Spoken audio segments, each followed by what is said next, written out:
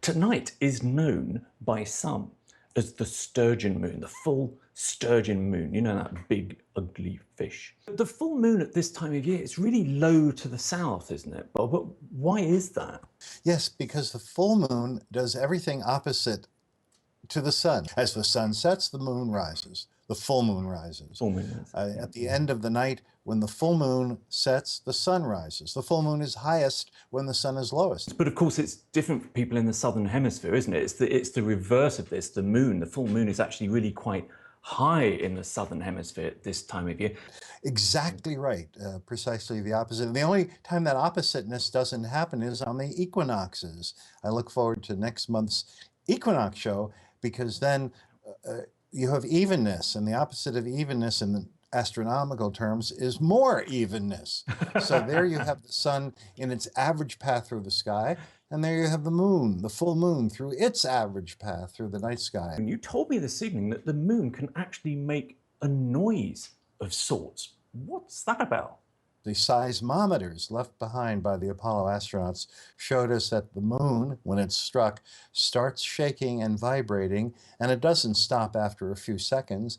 It doesn't stop after a few minutes, the way earthquakes on our planet dampen out after just a few minutes. No, the moon continues to ring like a gong for 2.5 hours.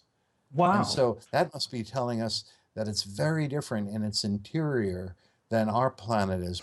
As we've said on our previous full moon shows, many have been named by various peoples down the ages. How on earth did the August full moon become known as the Sturgeon moon? Who named it?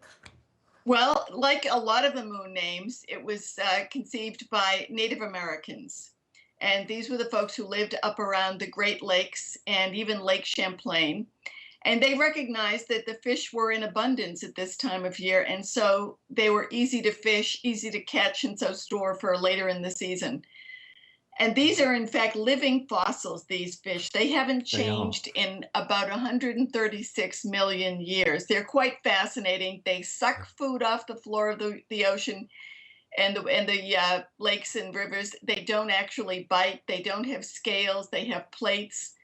It's a fascinating species. So this moon, this particular moon, does it have any other names as well? Did any of the other tribes call it something else? Because yes, you've spoken before that it was also called the moon when geese shed their feathers.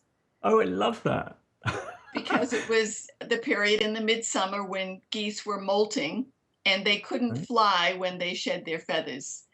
Now, maybe they were also hunted down, but it was certainly a noticeable pattern, a recurring event every year, you know, in nature. And this was something that the Native Americans noticed. And so they applied this to the moon to give it place in time for them.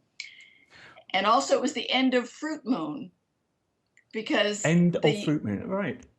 End of fruit, because the berries and other fruits on trees and bushes were all finished. The harvest was done and the season was over. Now, we tend to think of moon hoaxes being relatively a modern phenomenon, but you've uncovered one from 1835, is that right? The New York Sun newspaper in 1835 was not selling enough issues, not enough readers, circulation was down, and they wanted to lift it. So on August 25th, 1835, they started a series of articles about what I just described. They claimed that John Herschel, Sir John Herschel, who was out of town at the time, he was in South Africa as it happens, but they claimed that he reported seeing blue unicorns, horned bears, beavers that walked on 2 feet, which is always why I'm suggesting I if we love look that closely. And as well as sheep and zebras and pelicans and cranes and amethyst obelisks and volcanic mountains and forests. Can't you see them?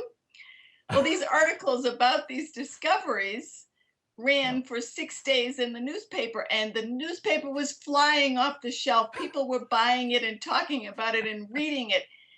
And then after a couple of days, they started to think, why is no other newspaper publishing this fantastic story?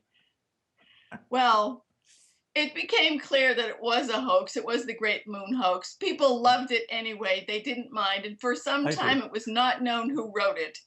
All this time, John Herschel, who they said had discovered all these things, was Mm. away in South Africa, as I mentioned. And when he came home and learned of it, well, that was the end of the story. He knew nothing up until that time.